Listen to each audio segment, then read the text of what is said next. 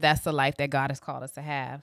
I believe that He uniquely designed, uniquely created, uniquely engineered us for a path, for a thing. You feel what I'm saying? And when we get into that thing or we get on that path, there is a oneness, there is a resoluteness, there is just a overwhelming feeling of fulfillment because we're in alignment. So if you have yet to find that alignment and or the thing that you once were aligned with, you no longer feel aligned to. Huh? We're on YouTube now. Praise be unto God, who always causes us to triumph. What we once were aligned with. What's up, y'all? I'm about to just do an intro. What's up, y'all? We are live on YouTube. My name is Essence China. And today we're going to be talking about what finds you will fit you. No, let me go back. What fits you will find you. And so the things that we once were aligned to, we no longer feel that alignment. And that alignment many times shifts because we're told it's time for us to shift. So if you're going to evolve and you're going to become, we cannot settle. So earlier today, I wrote a post and I said, settling is not in your DNA. So keep becoming, keep evolving, keep coming into this awareness of who you were created to be from the foundation of the world. Because as you become that, what fits you, what fits the version of you that you're being will find you. And so many times we go looking.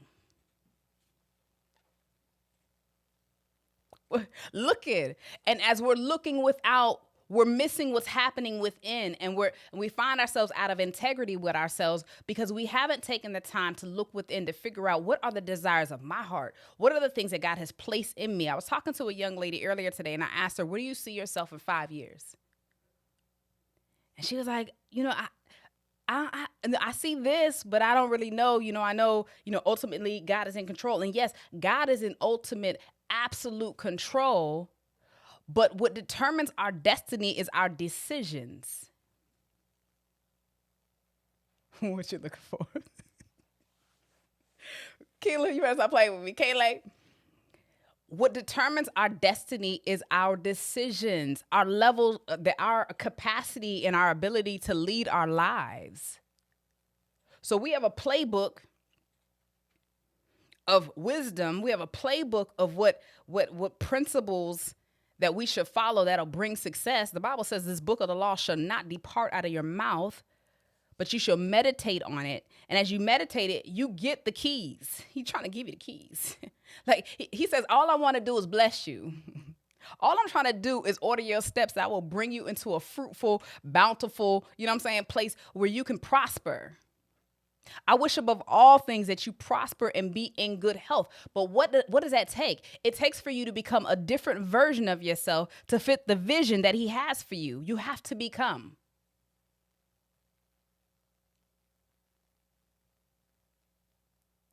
The version of you that fits the vision. So we're thinking about how we don't necessarily have ultimate control, but if we get in agreement and an alignment and we're living our life by principle doesn't change.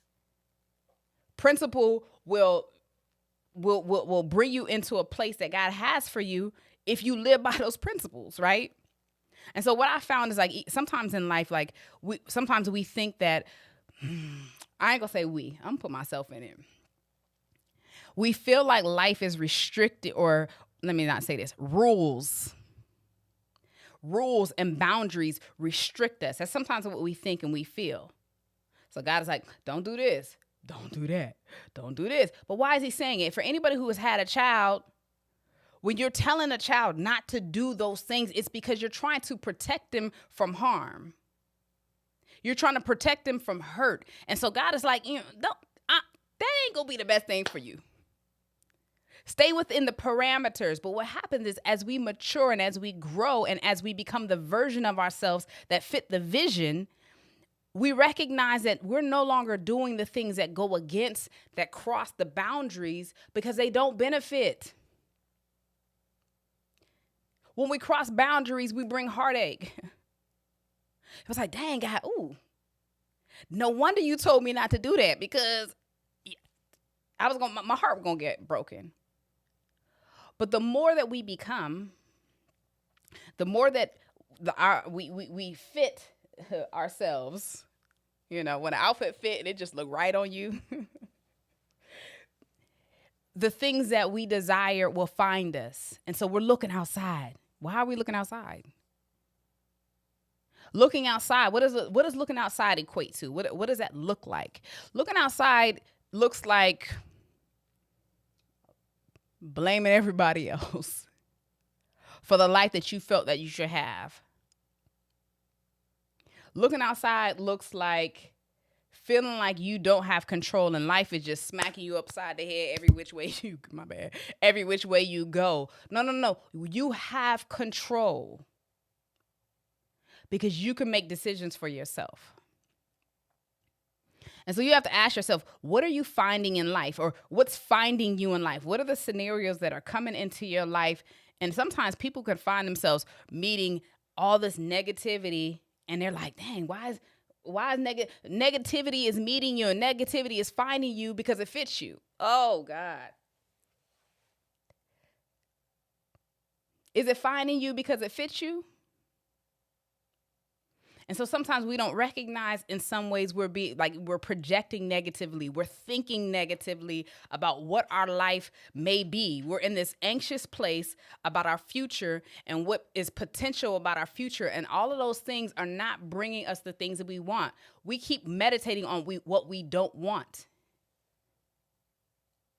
When you meditate on what you don't want, when you fret, when you worry about things you don't want, you only reproduce what you don't want.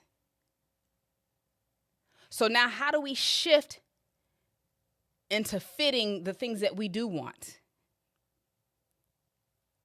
We have to start shaping. We got to start shaping our minds. So as we shape our minds, the things that we're shaping our minds to will fit us and find us.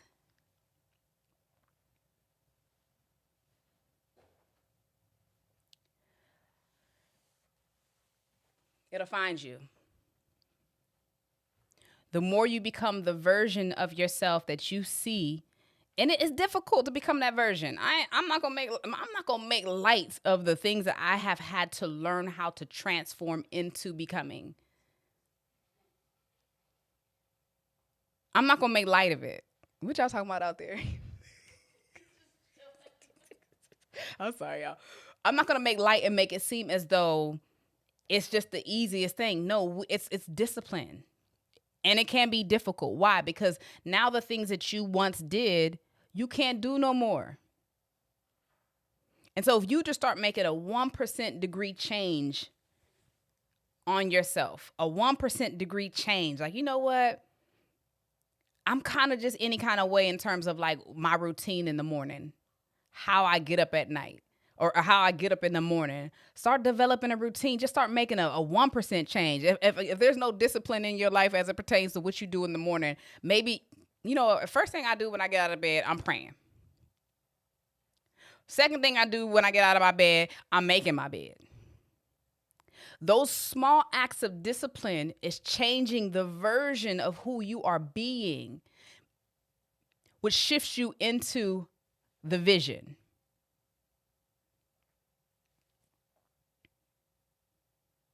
So what are those things?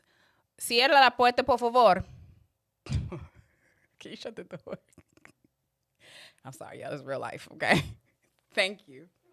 The version that we're being. What can I change today that will change forever? Because if I keep living today like yesterday, mentally, emotionally, energetically, my tomorrow will forever be the same. What is another thing we can do? Start getting up and journaling your thoughts and your initial feelings in the morning. After you pray, well, how do I feel? What are the things that are disturbing me? What are the things that I'm not facing? What are the things that I need to confront? Because if we hold things and we harbor things and we act like those things do not exist, they weigh on us.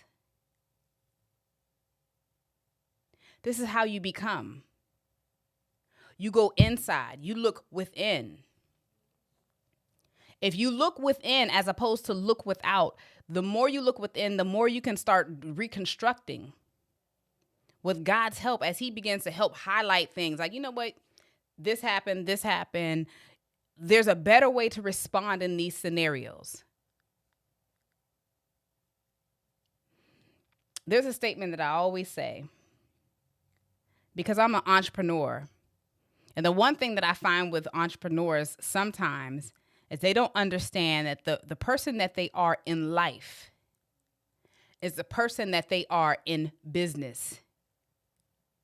Your business can only grow to the extent that you do as a person.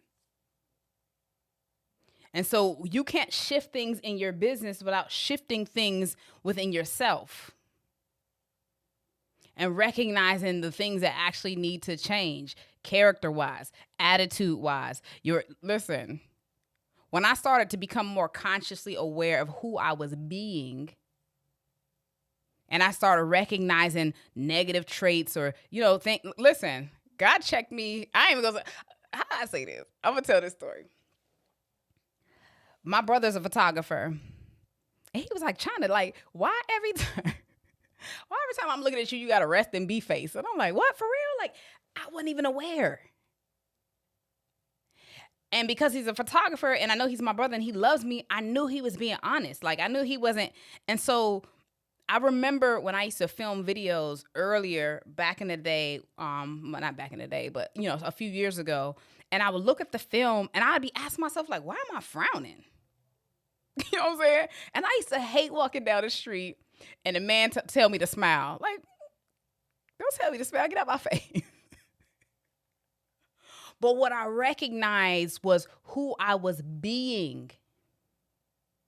I was wearing a frown. I wasn't wearing pleasantness. I wasn't wearing joy. So one day I was sitting on my couch and I was just like scrolling. But prior to this, I try to start making myself aware of when I'm holding tension in my body. And so the reason why this was important for me, because I'm trying to make myself just more aware of my present, right? And anytime you're holding tension, that's not good for yourself. Tension in anything in your body with tension is no bueno, right? It's constriction. So constriction of your blood vessels is hypertension.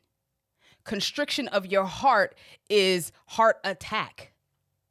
Constriction of your lungs, you know what I'm saying, is maybe asthma, I don't know. But anything that is constricted, that is tightened, is not good for you. And so we have to start being aware of when we're being tight. And so that tightness within our physical body also speaks to emotional things as well.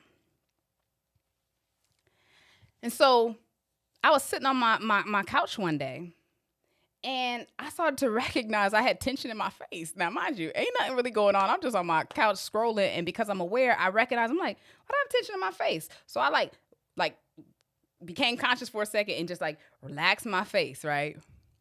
We're talking about what fits you will find you. I'm going to get back to it. Y'all just stay with me. And so, I stay there because sometimes, when you become conscious in your mind of what you're thinking, your mind will quickly drift and go somewhere else because that's what it's so used to doing. And even in this day and time, our minds are so much more undisciplined because of our phones. We're so used to clicking from Instagram, YouTube, to this, to that. So our brain is switching channels I don't even know. So because our mind has been to some degree trained to be that way, it's easy for us to just be all over the place. And it's difficult to become focused and concentrated on what am I thinking? Where's my energy? Where's my emotions? What am I feeling? And so for that few seconds, I'm like, why is my face tight? So then I just relax my face, right? Or no, I smiled. So I'm like, I'm sitting on my couch just cheesing. You know what I'm saying? I'm just cheesing. And Then after a second, I'm back on my phone and I'm scrolling again, and I realize my face reverted back to that tense place. And I'm like, so this went on for about 15 minutes where I'm like, okay, I go back into my phone, I'm not paying attention, and then I realize my face is tight. And after a while, it was like a revelation. It's like, this is what your face is used to doing. The thing is, when you have habitually been a person, or your body, there's a book that says your body keeps the score. Your body remembers things that you don't necessarily consciously remember. And so it's just used to being this way. So this is what it goes back to. And I didn't realize that I actually had to I started reading about smiling, because I realized, like, dang, I don't really smile as much as maybe I should, or you know what I'm saying? And so as I started to read up about writing, it says the more you smile, the more you feel better. People think that you have to feel good to smile. No, you smile to feel good. And I was like, dang, that's a different way of thinking about it. Like, let me start smiling, because anytime you see somebody and their face is off, automatically you think, what are they thinking? And sometimes we can be thinking something so subconscious that we're not even consciously aware that our face, our demeanor, our disposition shows it. How do we get here? I don't even know. What fits you will find you. And so the more I started being aware of who I was being, the more I started to recognize the certain things that I wanted to shift and the certain things that I wanted to change about my personality. In order to get to the vision that God has for you, you have to start taking dominion and start taking control of your mind and the way that you're thinking, because your thinking has brought about your present existence. Your thinking has brought about your present circumstances, whether we like to take accountability or responsibility for or not. It's the reality. We've made certain decisions, and they brought us to a certain place. So as we start to, there's a statement that says, every man, one man, is self-made, but only the wealthy will admit it.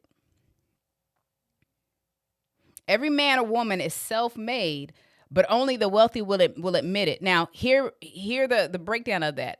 All it's saying is the people who have succeeded know that they have disciplined themselves, know that they have made certain decisions, know that they have been more focused. And so that they can take accountability for that. But for those who are living the life that they don't want to live, they're never looking within. They're looking without. They don't want to take responsibility for the way that their life is. No, you got to own that. You have to own it. And as you own it, you recognize you have power. Power to make the right decision.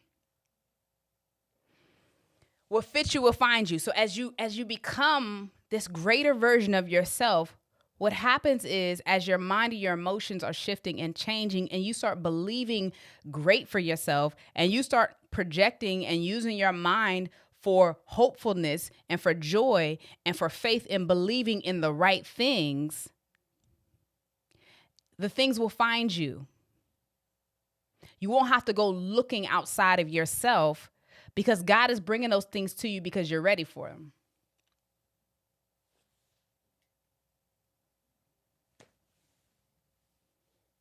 Rena, what's up? Crystal, how you doing? What fits you will find you. And so when we look at our lives and we say, where do I want to be 5 years from now? Where do I want to be 10 years from now?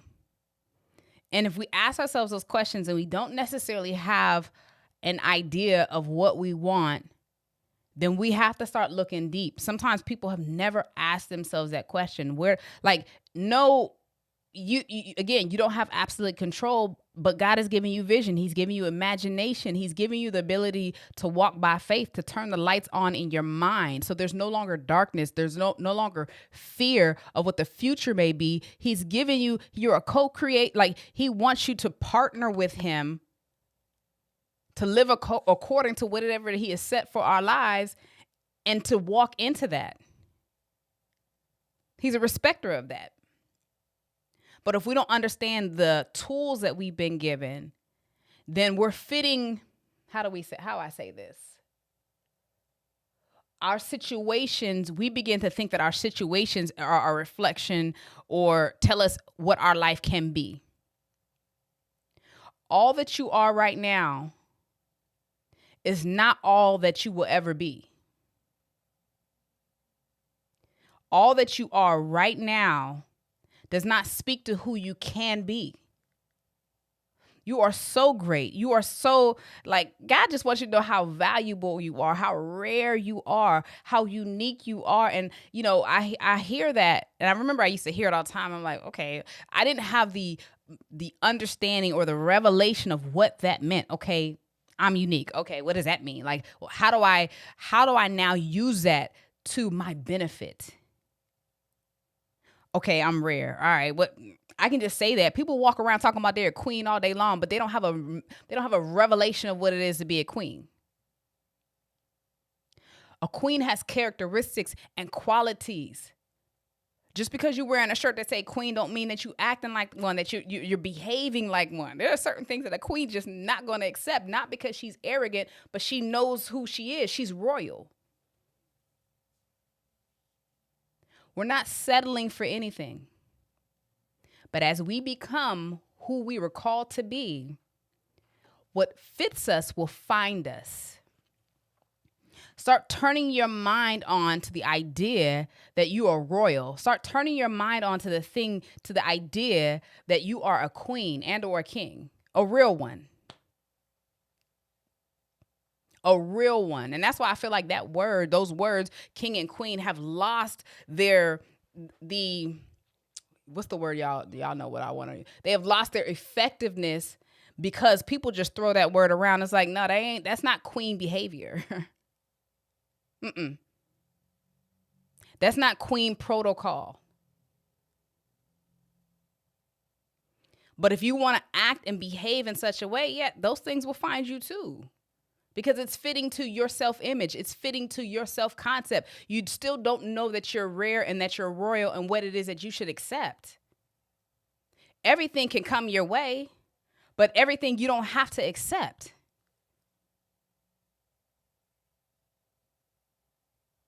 So what are you finding in life right now? What are the things that are finding you? It is an indication of your self-image and your self-concept. What are you accepting right now?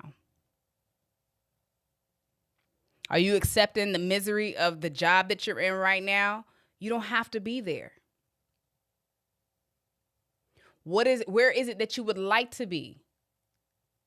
Begin to get that idea, begin to get that vision, and begin to believe that is real, that there's a possibility, that there's God. I don't believe God would. I feel like I feel like that would be so cruel that God would allow us to feel something, to think something, and not allow us to experience it in real life.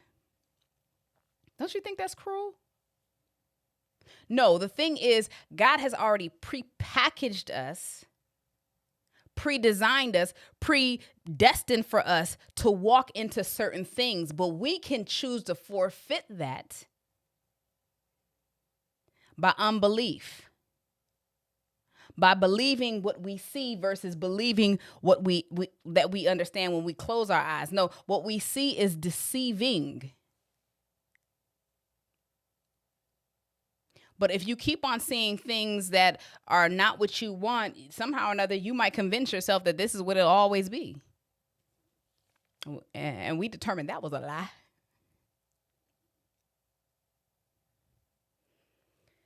Are y'all with me tonight? YouTube, are you with me? The things that'll fit you will find you. So you have to find out what are the desires that have been placed in your heart. And if you've got so far from yourself that you're not aware of the desires that are in your heart, this is where you got to go back to God and be like, listen, God, what is it that you're telling me that I am supposed to be? What is it you're telling me that I am supposed to do? Who am I supposed to become? Who is it that I actually already am in the depth, in the core of who I am that I have yet to completely understand? Who is that?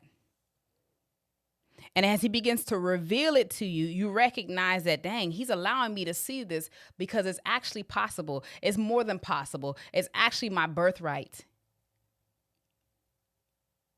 It's actually my inheritance. It's actually what he has laid aside, like stored up for me if I get in alignment. He just he keeps saying in the word, if you would only believe. Nothing is impossible if you only believe. So in 5 years from now, in 10 years from now, even if it's vague as all get out and you don't know, but you're like, dang, I always wanted to open this bakery shop. I always wanted to do this. Why are you waiting? Why do you feel like it's just a desire that you're supposed to tuck away and that's just, you know what I'm saying, some lofty idea, but you got to, no. As you begin to start getting focused on the fact that this is a desire he's giving you and say, God, if you've given me this desire, I know that you are a good God. You're a good father.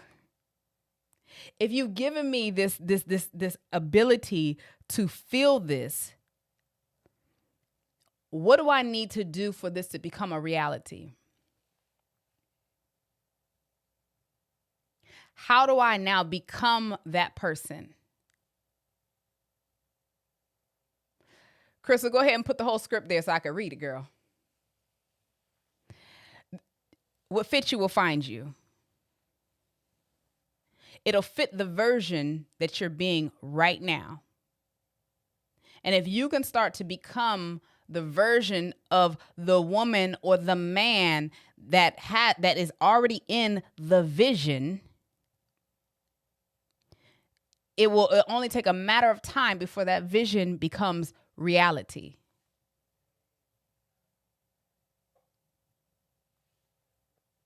I'm just saying, I love y'all. I thank you, Instagram, for being here. Hopefully you just jump on the YouTube. Jump on the YouTube. So if there are any questions, I would definitely love to answer some questions, but we have to start being more conscious of what we're allowing ourselves to think, what we're allowing ourselves to feel. I remember one time when somebody told me, like, you know, you can control your emotions. I was just like, no, I can't. That person made me mad as all get out, right? And so it took years for me to understand how to not allow myself to be controlled by my emotions. Because emotions can cause us to move in ways that are not beneficial for us or our future.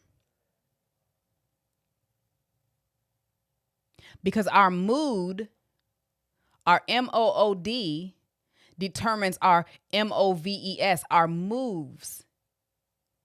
And if you allow people to shift your mood, your moves will, there's only certain moves that are going to determine that. And then we start looking at what's been manifested in our lives. And it's because we've allowed ourselves to be controlled.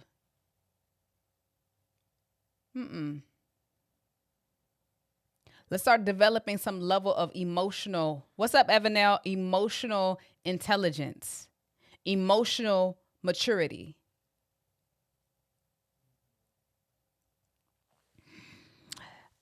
I'm rare.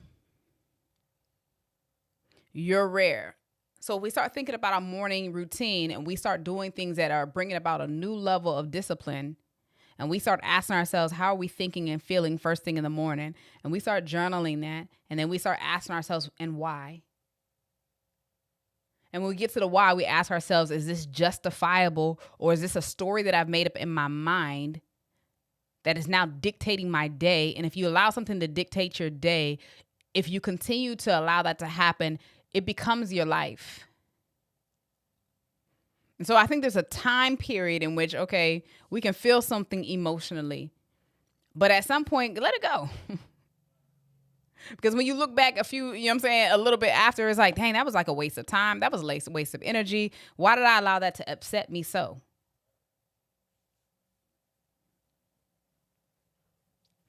Get free.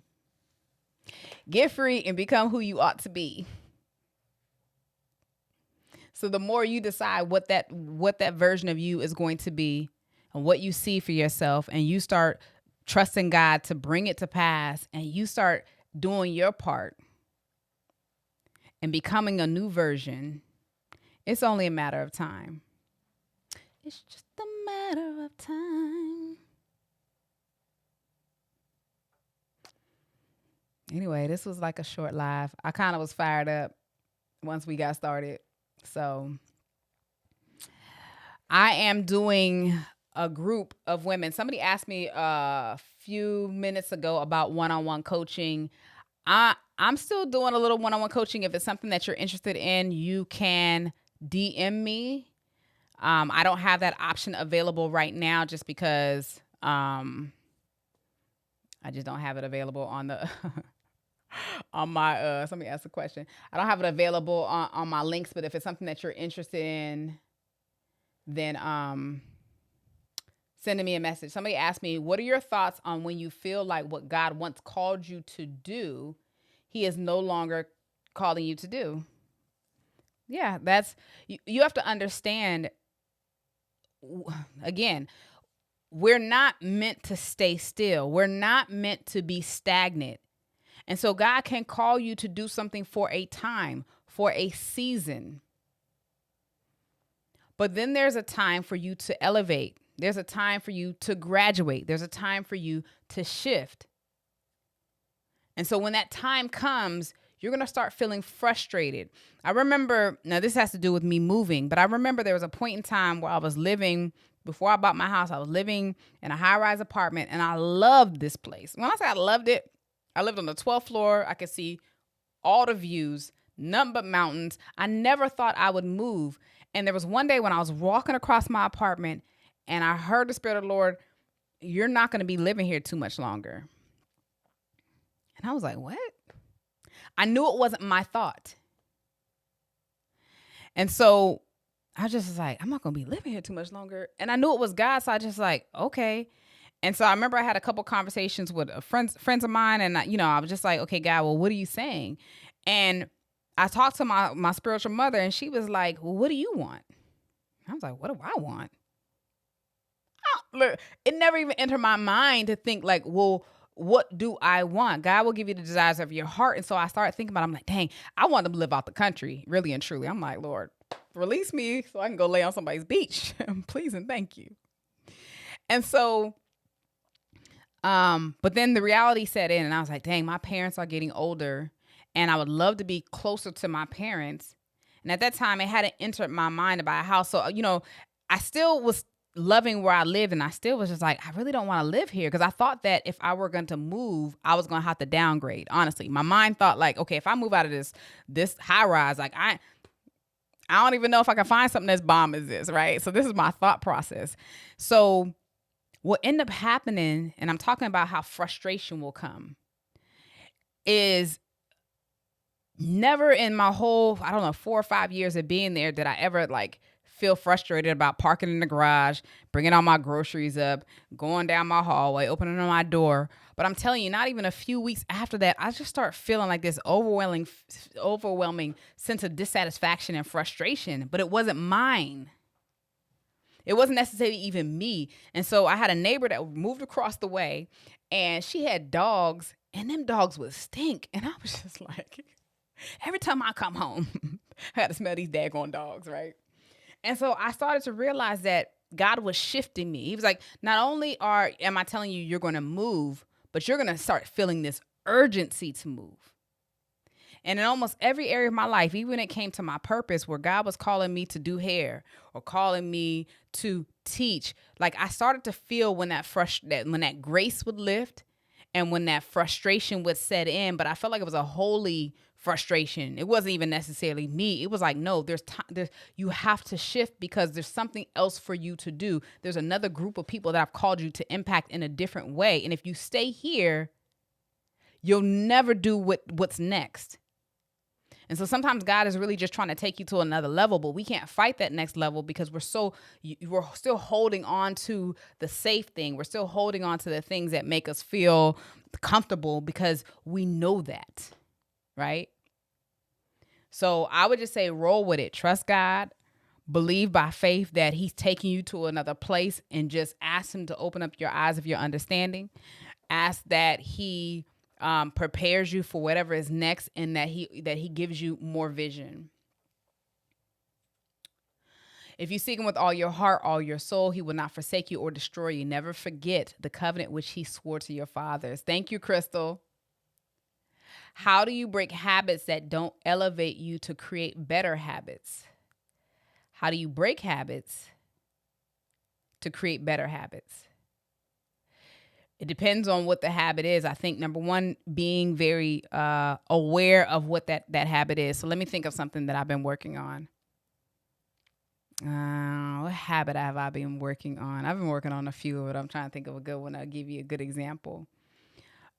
This is a good one. So I haven't been in the gym in, I probably went to the gym probably like 3 times in the last year. Right. And so, but I really been wanting to tone. And so I've been getting up and I just been making space for it. So when I turn my shower on, my shower takes like a while to warm up, right? So because I have to spend that time anyway, what I've been doing is I'll just sit there and at least do like 50 squats. And first it became like, it was just discipline. I wasn't really feeling necessarily like anything shift or nothing like that. But it's been like about a month now that I've been doing these squats. And so maybe I don't always do it when I shower, but I'm now implementing this into my day. And I feel like we feel so much better about ourselves when we're being disciplined, because it's like, dang, I checked that off. Like I actually did it. And I can start to feel the benefits of like how my body is shaping and forming. And so I think that when we know that we want to create a new habit, we have to start looking at not necessarily always the benefits. The benefits are good, but just being consistent. Like I didn't know how my body was going to shape. I didn't think all of that through, but I was like, I'm going to do this no matter what. And so we do it for the sake of just being consistent. And after a while, we start recognizing the results, and it further, I guess, motivates us to continue in that new discipline. And so some of it is just, I'm just going to do it. Like I'm going to make myself do it because it's best for me. Like I need this in my life, right? It's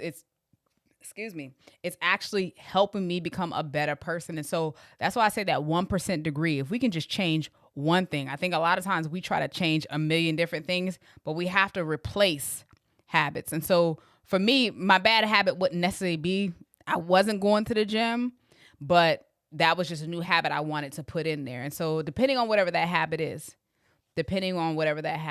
recognize that habit is not benefiting you and shift it.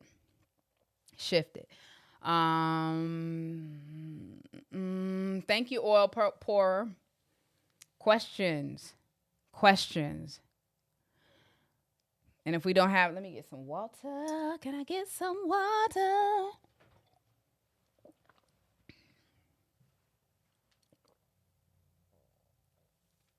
I want to tell you all, thank you again for rocking with me. Thank you just for all of your love and your support. You feel me? When you start walking, when did I start walking in my calling? Depends on what you consider calling. I feel like I've always, I ain't gonna say always, because but I feel like from the time that I started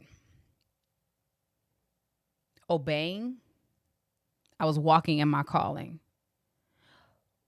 We have to be careful that we don't just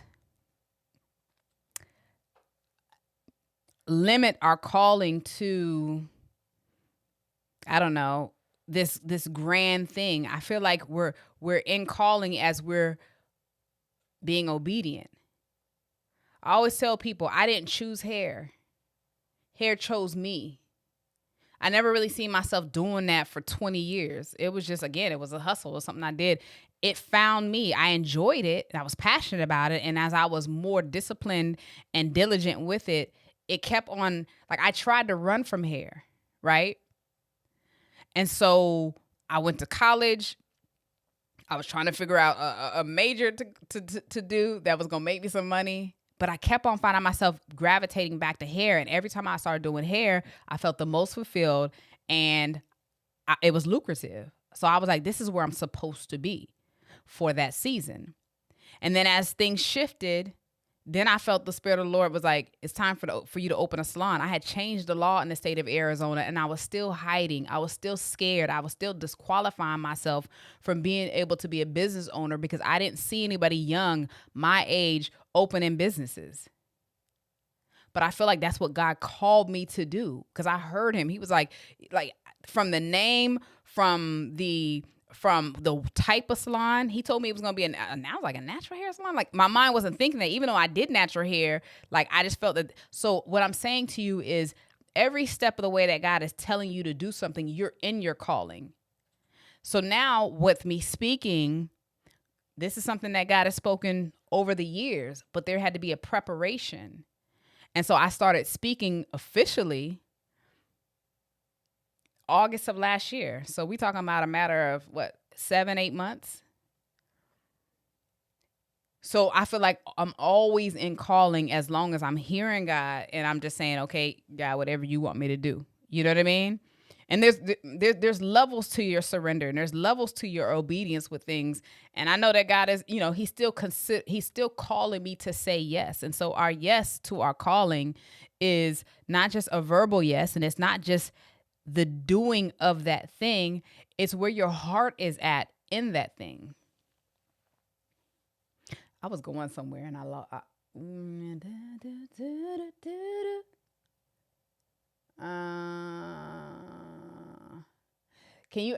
Tommy, can you ask that question just a slightly different way? How do you know the difference between intuition and fantasy? Do you mean like, how do I know when I'm hearing from God versus I'm just making something up in my mind? Let me know if that's what you're asking. Thank you, Tracy. How did I know? Okay, so somebody asked, how did I know it was God? I feel like when God speaks, there's a peace. I feel like when God is leading, there's confirmation. I believe that the peace comes from the alignment. When somebody goes to the chiropractor and gets realigned, crack that back, you feel what I'm saying?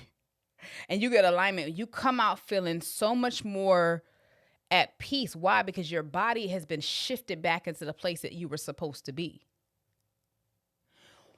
If you hear something that's not God, but you may mistake it as God, it will eventually show itself. Why? Because where the Spirit of the Lord is, there's liberty.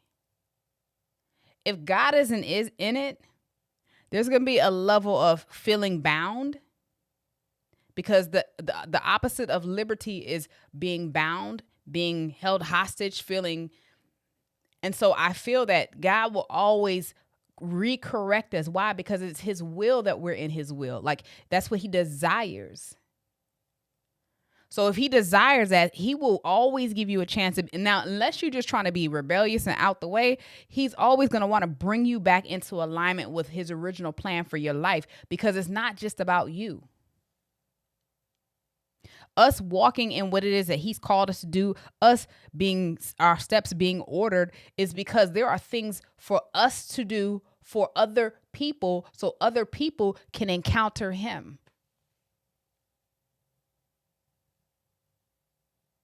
That's why he wants to bring you back into alignment. So I believe that, I feel like when I hear God, I know it's God, because there's just confirmation. I mean, there are things that I'm just like, I couldn't even, when his signature is all on it, his signature is all on it.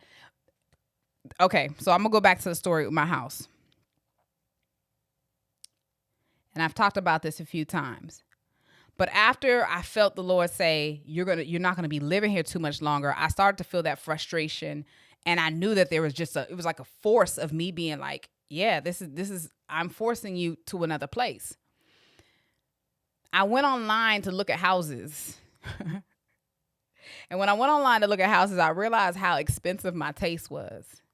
And I was so frustrated. I was like, I'm be honest with you. I was just like, yo, I don't see a house that I like that is under $1 million. Like, So I told y'all earlier, I felt like I was going to have to downgrade. And so I remember after that night, I went to my journal and I just start writing what was in my heart. Remember, we were talking about what fits you will find you, and that God will give you the desires of your heart. And I just, without limitations, without restrictions, began to write what I felt, what I saw, what I enjoy, what I think that, you know what I'm saying? I'm like, and even in my journal entry, I said, I want larger windows. I want city views. I want mountain views. Like, these are the things that are in my heart. They may be crazy, but I'm going to write them down because I'm bringing it out of my heart and my mind, and I'm bringing it into my hand, and by writing it, because there is a quality about writing things that actually bring things, because we're connecting it, if that makes sense. And so as I begin to put it on paper through my hand, I'm seeing it.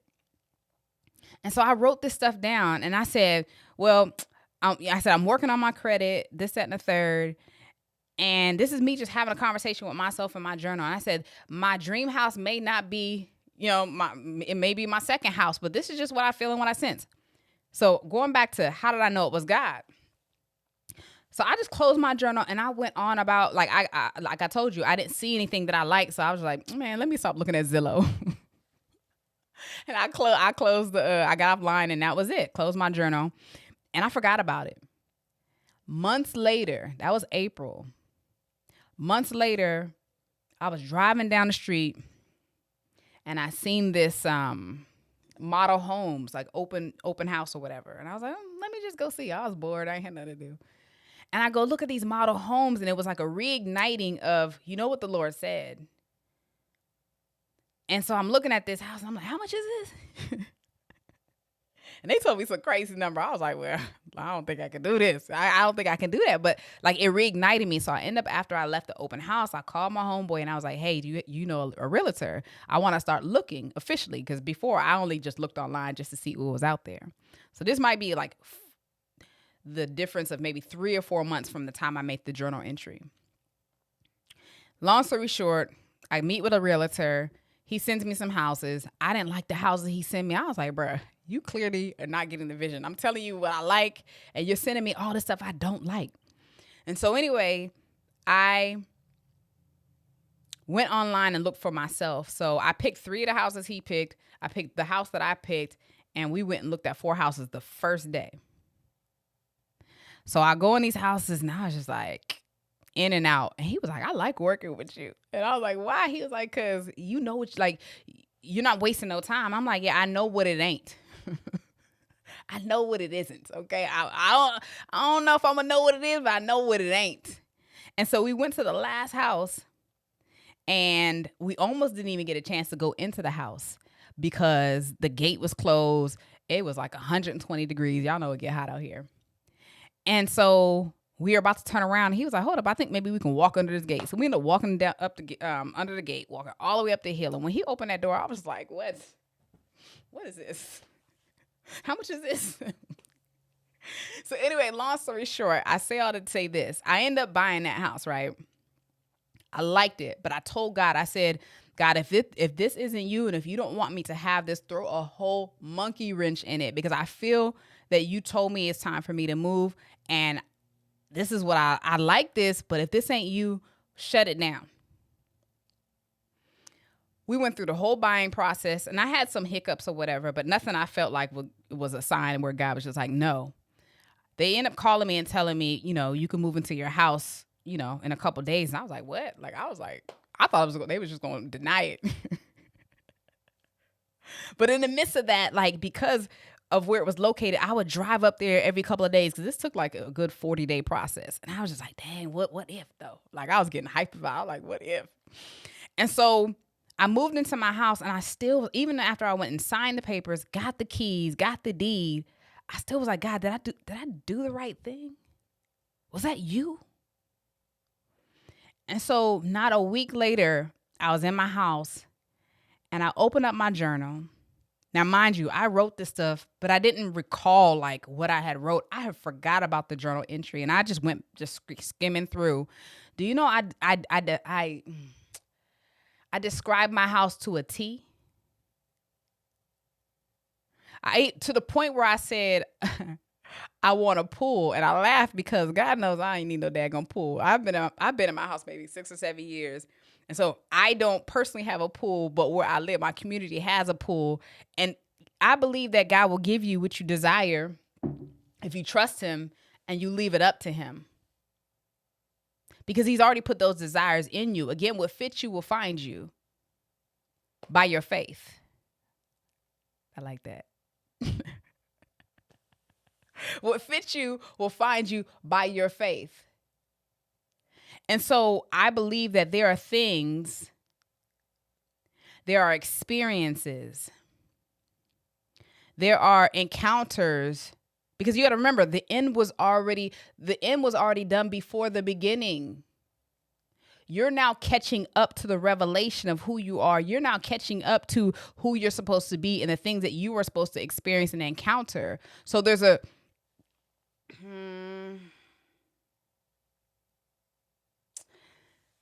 I was about to say something, but I'm trying to think of the way to word it.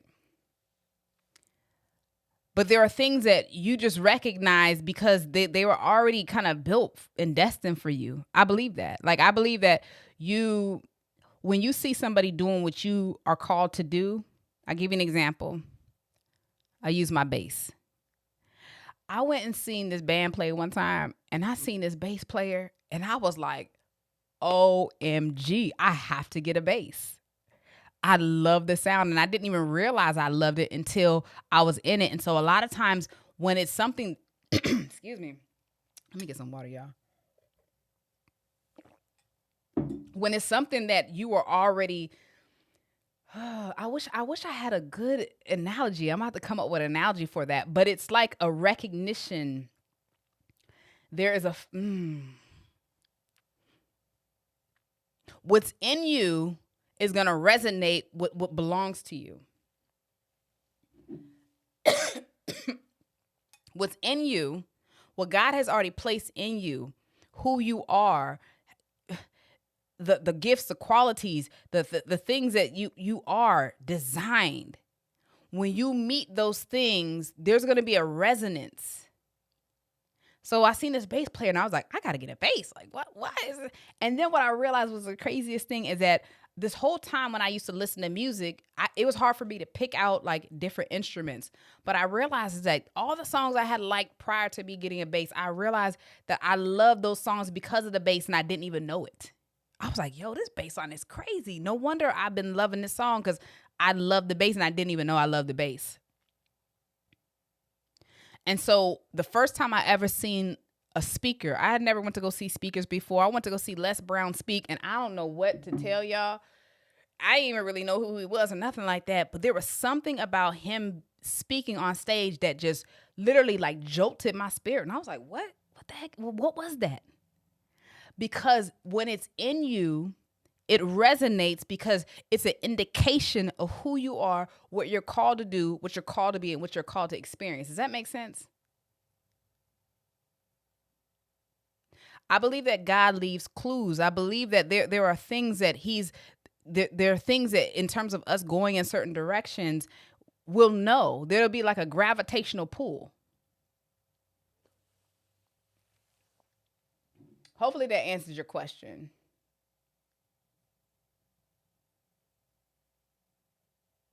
Hopefully that answers your question. What she say? Would you say that purpose was always there, but it's up to you to Of course. Come on now. First of all, you have to understand that you serve a purposeful God. Nothing is by happenstance. There's nothing that he does that he just does. Like, okay, I'm gonna let this girl be born into the earth and she ain't gonna have what? Everything God does is detailed. Everything God does has purpose. He's intentional. You know that. Y'all be singing that song all the time. He's intentional. Hey. Like, he is who he is. Think about your body. Think about how intricately woven you are. Everything has purpose. I heard Dr. Miles Monroe say one time, he said, even the hairs in your nose have purpose. They're to keep debris out. Do you know that certain animals, The color that they have is specific to the environment that they're in. Everything has intention. Everything has purpose. And so if you have yet to find it, it's only because there may be a disconnect with who created the purpose to begin with. We all have it, but we all don't tap in. We all have it, but we all are not aware. The reality is you already are. I say this all the time. You already are. Everything that you are going to be is already inherent. It's already within. But the process of it becoming evident to yourself, becoming evident to the world, is a whole nother thing. There has to be a manifestation. There has to be a cultivation of all of those things. And so those things, if you look at it from a standpoint of them being hid deeply locked into your core, but what tends to happen is we come into this world and we begin to be deceived by our senses. We begin to be deceived by the trauma that we've experienced. And so those things inform us more greatly of who we think we are than the seed that God has placed in us, the core of who we are. And so it just keeps on getting piled on. And then we start living the traumatized you. And then we continue to find, or these things find us that are negative and traumatic. And it's because we haven't gone through the process of becoming and healing. And the becoming is becoming aware that there is a seed inside of you. But it has to be in the right place. It has to be in the right environment. It has to be within the right conditions in order for that to become.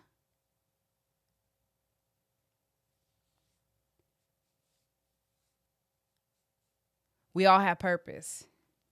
And if we haven't found whatever that is, sometimes it's right where you're at right now. Sometimes we're looking for it to be this grand thing right now. And this is like, no, just be diligent and faithful and a good steward over this right here. Serve this well. Do this well, and then I can trust you to elevate you. Because anywhere that he takes you is because there's a representation that he needs to have, but he needs to make sure that he can trust you enough to even listen. Because even where I'm at right now, like listen, God be dealing with me, right? Because I don't want to be in front of people any kind of way. You feel what I'm saying? I want to be in integrity. And so with that, there becomes a responsibility.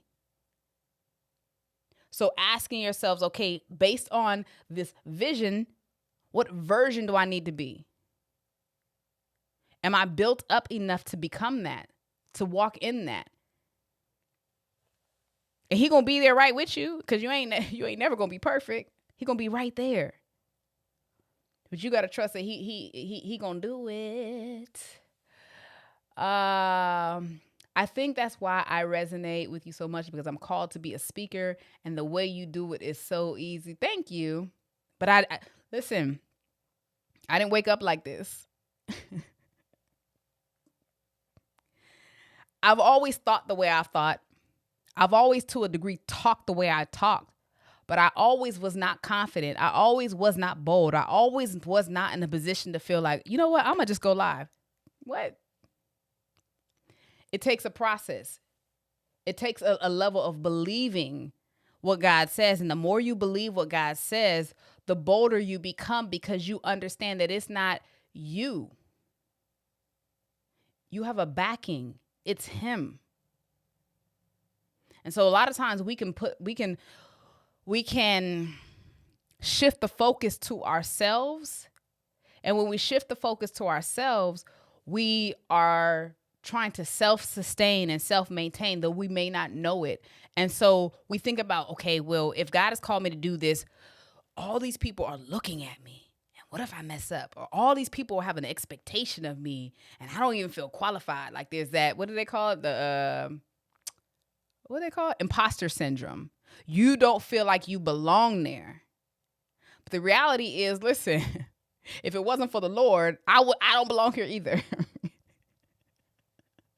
I don't belong here either. So the ease comes from me knowing it's not me. The ease comes from I know God told me to do it. So the confidence is there because I know that this is nothing of my own choosing or my own doing, because if it was up to me, trust and believe, I'd be somewhere in the cut.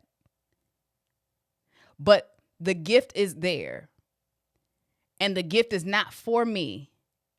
It's for other people. And so while these conversations used to be held with amongst my friends and amongst my family, God was like, okay, yeah, now I need you to get on the rooftop and shout it out. Shout it out. Yes or no? Well, I love this live, and I appreciate you all. We've been on for about an hour. I will take a few more questions if there are. If there are not, thank you. I am going to be doing a program specifically for women who are looking to become authentically bold. If you know, number one, you can't do anything without being bold, because if you're scared, the people feel it. If you're scared, the people can't connect. And so there's a boldness that has to be developed in you. And there's a process that God has taken me through that I believe that God has also called me to help take women through it. And so in order for you to step into that purpose, in order for you to fully fulfill that assignment, you have to have a boldness. And so I believe that there are a group of women. I don't know if you're on here right now. It may not be none of y'all. But if it is, there's a program and a process that I want to take you through. So now you don't just have this vision and you're not that version, because that's good. Because the vision can evade you if you never become the version. And a part of becoming that version is to develop the confidence, is to develop the boldness. Because all of what you were called to do, all of what you're assigned to do is to help people. But if people don't believe you, because you don't believe you, when you believe, you behave. When you believe, there's just a part, like y'all ever met somebody who, whatever they believed, you know what I'm saying, might have been really lofty and, you know what I'm saying, grand or whatever. And it may have been difficult for you to believe that for them, but their boldness and their belief in themselves made you be like, oh yeah, whatever they said they want to do, they're going to do that, because they have a confidence within themselves. But it's always the people who are qualified. And when I say qualified, like they're gifted in a certain area, that don't believe, that never make the traction. And the difference between the person who believes and the person that don't believe, or the person who succeeds and the person who doesn't succeed, is the belief. Because the more believing that you, like, there's a whole process. I'm gonna talk about it really quick. But as you believe, you get to a place where you know. Believing is a level. Knowing is a resoluteness. When you know, you're convicted. When you're convicted, it connects, it converts, it's felt. When you get to that place of conviction, you'll realize that you don't have to sell anything. It sells itself, because people want to be as confident as you are. Everybody is looking for something. So that's like a song. Everybody looking for something. Everybody's looking for something, but they not gonna follow nobody who's scared and timid and don't quite believe. No.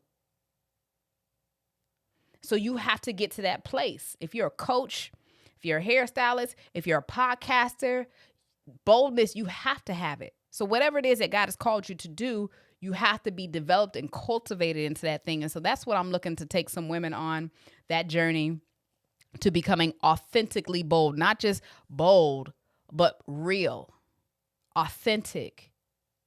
I can't tell you how many people are doing things just because they think that's the thing to do.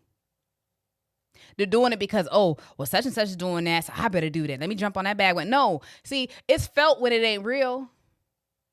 or it ain't felt when it ain't real. Like, you ever tune into somebody's stuff and you just like, oh, I just don't necessarily connect. I don't know what it is. And sometimes it's because people are putting on. They're not being themselves. It's not authentic to them. What's authentic to you? And once you find that thing and you become that version and you become bold, listen, you're going to run through walls. Ain't nothing going to stop you. Ain't no stopping me now. There will be nothing that'll stop you. You are called to be unstoppable.